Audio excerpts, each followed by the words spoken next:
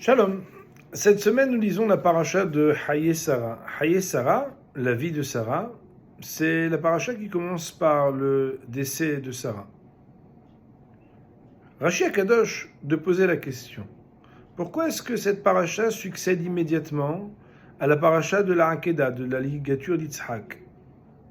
Et Rashi de dire, c'est parce que lorsque son fils a été emmené et qu'elle a entendu dire qu'il allait être approché en sacrifice pour Hachem, alors son cœur n'a pas supporté. Parha nishmata, son âme s'est séparée de son corps. Le Targum Yonatan, d'ailleurs, va nous dire que Allah Satan vesiper les Sarah. Le Satan est allé raconter à Sarah que Abraham avait déjà égorgé ou était sur le point d'égorger Yitzhak, et c'est comme ça qu'elle est morte de désespoir et de souffrance. Le Rav Chaim Shmulevitz, dans Sichot Moussar, pose la question.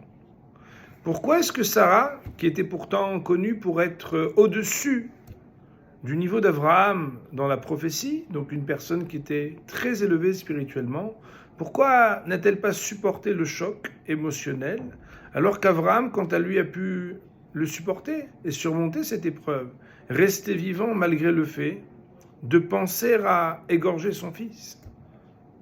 Y avait-il une différence dans l'amour que Sarah avait pour son fils par rapport à ce qu'Abraham aimait son fils Yitzhak? A priori, c'est pas ça qui fait la différence.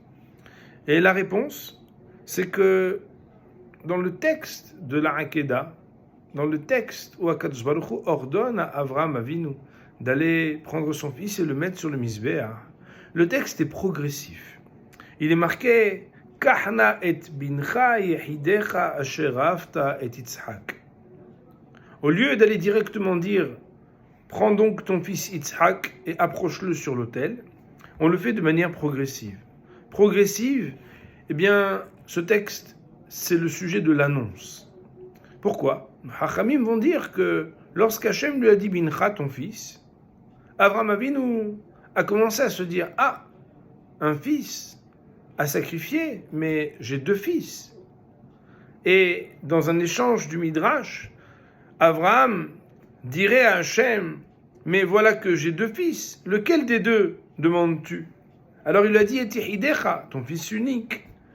Et lorsqu'il a entendu ton fils unique, Abraham de dire dans le Midrash, mais chacun d'entre les deux, Yitzhak et Ishmaël, sont les fils uniques chacun de leur mère.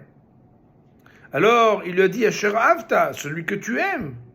Et là, d'avancer encore dans l'idée et dans l'annonce, à laquelle Abraham de dire, mais je les aime tous les deux.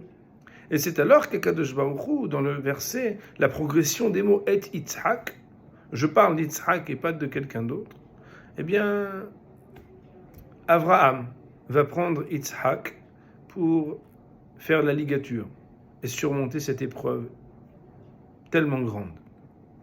Rashi Akadosh de dire, pourquoi Akadosh Baruch Hu n'a pas dit directement à Avraham Avinu qu'il fallait prendre Yitzhak? Il aurait pu lui dire, Kahna et Yitzhak bincha, prends donc ton fils Yitzhak. Rashi de dire, Lama lo gila lo mitehila, shelo le'arbevo pitom betazouah da'ato ala vetitaref.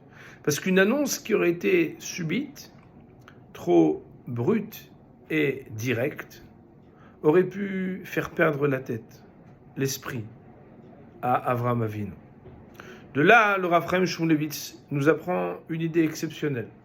C'est que deux personnes peuvent avoir les mêmes forces spirituelles, le même niveau pour être capables potentiellement de surmonter l'épreuve, mais que cette capacité, ce potentiel soit réalisé ou non en fonction de l'annonce progressive ou subite qui est faite de l'épreuve qu'ils doivent surmonter. C'est la raison pour laquelle, Moraï Verabotaï, on doit apprendre ici une leçon. C'est que lorsque quelqu'un doit être mis à l'épreuve de quelque chose, il faut être capable de parler, d'annoncer et d'énoncer les choses progressivement. Si les choses sont dites de manière progressive, l'annonce progressive permet d'avoir une istaglout, c'est-à-dire une habilitation. On entend un premier échelon, et on commence à se dire, ah, donc ça voudrait dire que potentiellement peut-être ceci ou peut-être cela. Waouh! Mais ça veut dire quoi? Deuxième échelon, on avance encore, et c'est comme si par palier, comme sur un escalier, au lieu de devoir sauter d'un coup tellement de marches au risque de tomber, on devenait capable de garder l'équilibre et de surmonter l'épreuve parce que les choses se sont faites progressivement. Et c'est ça qui fait la différence entre ce qu'Avraham a pu surmonter l'épreuve, alors que Sarah, dans le début de la paracha, par Hanishmata, son âme l'a quitté, a quitté son corps, par désespoir, parce que l'annonce a été subite, l'annonce a été annoncée par le Satan, et pas par Akadosh Baruch Hu directement, et c'est ce qui a causé la mort et la souffrance. Shabbat Shalom.